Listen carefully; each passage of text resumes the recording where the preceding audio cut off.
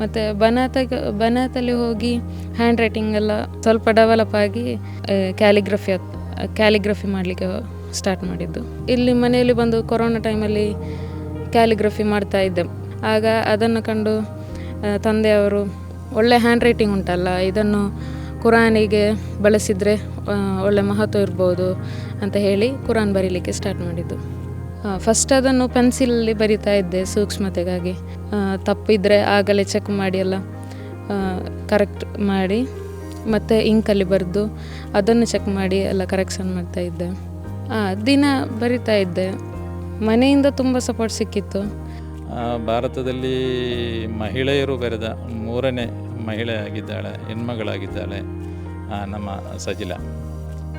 302 days, ದಿನಕ್ಕೆ 8 ಗಂಟೆ, ಒಂದು ಪೇಜ್ ಬರೀಲಿಕ್ಕೆ 4 ಗಂಟೆ ಬೇಕಾಗ್ತಾ ಇತ್ತು. ಬರಿತಾ ಇದ್ದದ್ದು ಇಂಕಲ್ಲಿ ಕಲಂ ಯೂಸ್ ಮಾಡಿ ಬರಿತಾ ಇದ್ದದ್ದು.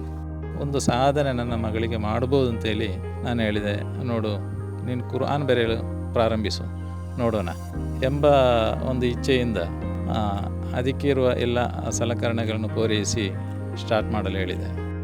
ಅದು ಒಂಚೂರು ವಿಶುದ್ಧ ಕುರಾನ್ ಆದ ಕಾರಣ ಯಾವುದೇ ತಪ್ಪುಗಳು ಬರಬಾರದು, ಅಥವಾ ಕಿಬ್ಲಾಕ್ಕೆ ಒಂದೇ ಡೈರೆಕ್ಷನ್ಗೆ ಕೂತು ಬರೀಬೇಕಿತ್ತು.